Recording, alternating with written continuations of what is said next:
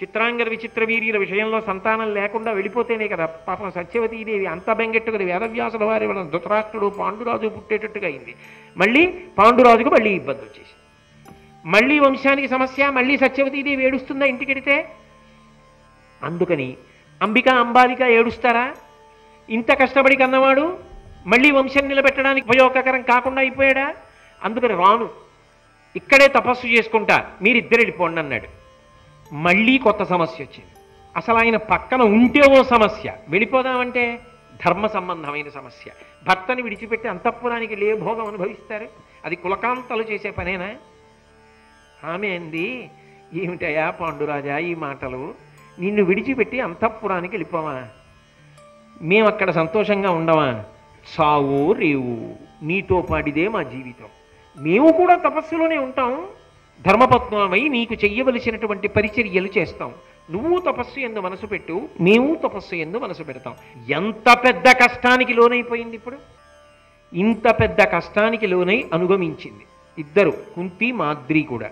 ఇప్పుడు పాండురాజు గారు శ్రీరామాయణంలో రామచంద్రమూర్తి అరణ్యవాసానికి వెళ్ళిపోయినప్పుడు సీతమ్మ తల్లి ఆ ముళ్ళల్లో, డొంకల్లో, అడవుల్లో రాముడితో పాటు వెళ్ళినట్టుగా ఎంత దూరం నడిచి వెళ్ళారో తెలుసా అరణ్యవాసంలో?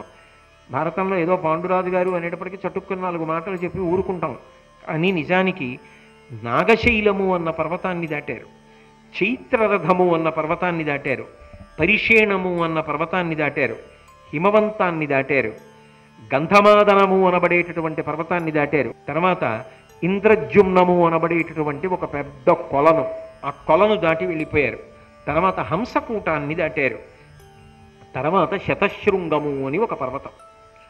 ఆ శతశృంగ పర్వతం మీద అనేక మంది మునులు తపస్సు చేసుకుంటున్నారు. అక్కడికి వెళ్ళి పాండురాజు గారు కూడా తపస్సు చేసుకుంటున్నారు. కుంతి మాద్రి కూడా ఆయనకి సహకరిస్తున్నారు. ఇలా సహకరిస్తూ ఆయన తపస్సు చేస్తున్నటువంటి రోజులలో ఒకానొక రోజున ఒక విచిత్రమైనటువంటి విశేషం కనపడి. ఏమిటి ఆ విచిత్రమైనటువంటి విశేషము అంటే, అక్కడ ఒక మహర్షుల యొక్క గుంపు, అనేక మంది మహర్షులు స్వర్గలోకం వైపుకి ప్రస్థానం చేస్తూ వెళ్ళిపోతున్నారు. వాళ్ళని పాండురాజు అడిగాడు, మీరందరు ఎక్కడికి వెడుతున్నారు, ఎందుకు వెడుతున్నారు అని అడిగాడు. ఇది పర్వం, ఇవాళ అమావాస్య. అమావాస్య తిథి నాడు అందరం వెళ్ళి చతుర్ముఖ బ్రహ్మగారి యొక్క సభలో ఆసీనులమై బ్రహ్మదర్శనం చేస్తాం, అందుకని మేము బ్రహ్మగారి దర్శనానికి బ్రహ్మలోకం వెడుతున్నామన్నారు. అంటే ఇద్దరు భార్యలతో కలిసి పాండురాజు అన్నాడు, నేను కూడా బ్రహ్మసభకి వస్తానని బయలుదేరాడు. ఋషులు అన్నారు, ఇది ఎత్తుగా పల్లంగా ఉండేటటువంటి చాలా కఠినమైన దారి, నువ్వు నడవగలవేమో, కానీ కోమలమైన శరీరములు కలిగినటువంటి నీ భార్యలిద్దరూ నీతో కలిసి రాలేరు, అందుకని అక్కడికి చేరడం మీకు సాధ్యమైన విషయం కాదు, అందుకని రావద్దు, ఉండిపో అంటాడు. కానీ పాండురాజుకి మనసులో ఒక అనుమానం వచ్చి ఆయన ఒక ధార్మికమైన ఆలోచన చేశాడు. 4 రుణాలు ఉన్నాయి మనిషికి అన్నాడు. ఇది ఎక్కడా లేదు. 3 రుణాలే చెప్తారు, రుణత్రయము అని 3 రుణాలు చెప్తారు.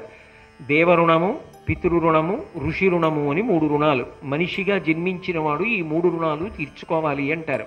కానీ మహాభారతంలో వ్యాస భగవానుడు 4వదైనటువంటి రుణాన్ని తీసుకొచ్చాడు, మానవ రుణము అని.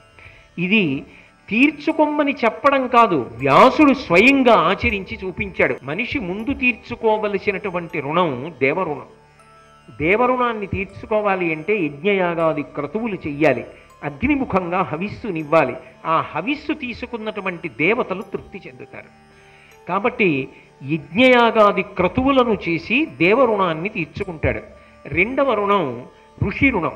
ఋషి రుణం తీర్చుకోవాలి అంటే స్వాధ్యాయం చెయ్యాలి, వేదం చదువుకోవాలి. వేదం చదువుకోలేకపోతే మహాభారతాన్ని చదువుకుంటే స్వాధ్యాయం చేసినట్టే, పంచమ వేదం కదా. అథవా రామాయణం, భాగవతం ఇటువంటి గ్రంథాలని రోజు కొంతసేపైనా చదువుతున్నా, వాటి గురించి కొంతసేపైనా చెప్తుంటే స్వాధ్యాయం చేసినట్టే, వేదం చదువుకుంటున్నట్టే, రుణం తీరిపోతుంది ఋషులది. అలాగే ఇంద్రియ నిగ్రహాన్ని పాటించాలి. అన్ని వేళలా ఇంద్రియములు చెలించిపోతే, సాధన లేకపోతే అది అర్థం లేని జీవితం అయిపోతుంది. ఇంద్రియ నిగ్రహాన్ని ప్రయత్నపూర్వకంగా పాటించాలి. కాబట్టి ఈ 2 కారణముల చేత, స్వాధ్యాయము చేత, ఇంద్రియ నిగ్రహము చేత ఋషి రుణం తీరుతుంది. పితృరుణం ఒకటి ఉంటుంది.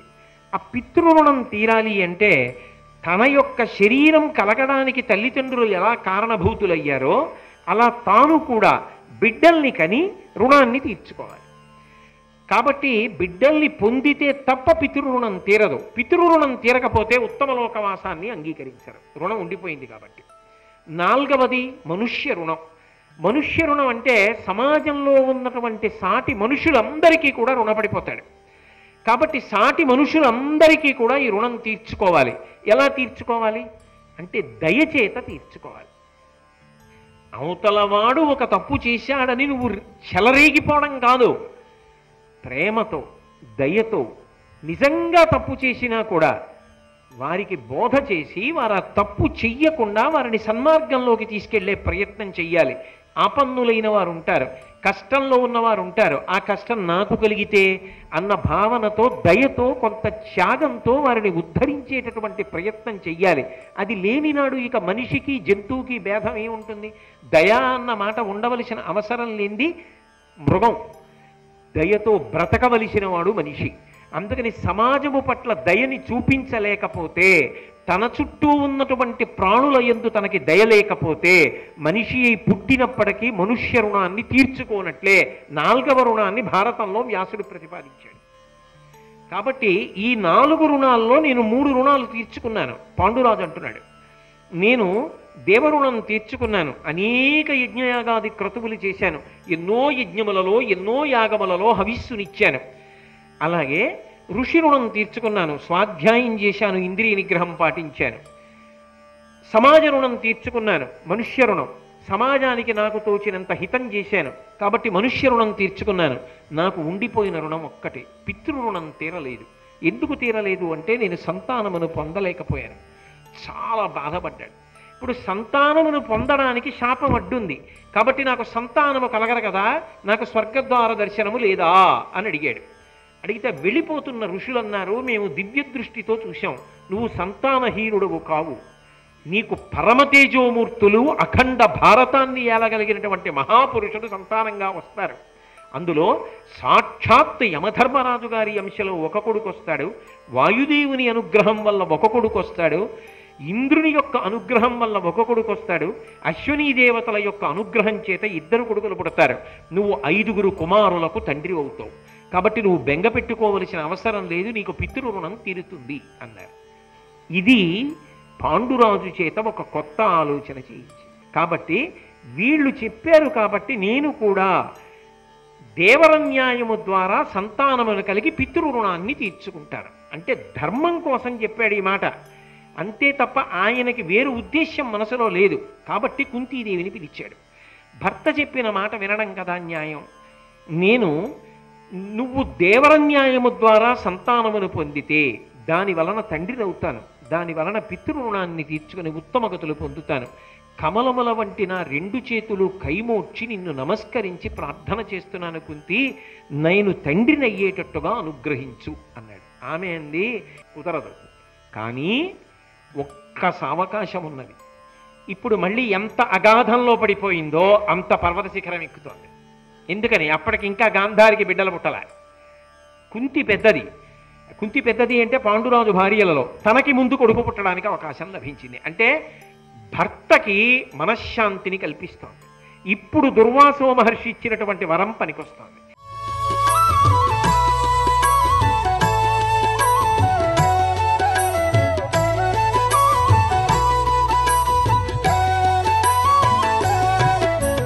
సర్వం శ్రీ ఉమామహేశ్వర పరబ్రహ్మార్పణమస్తు.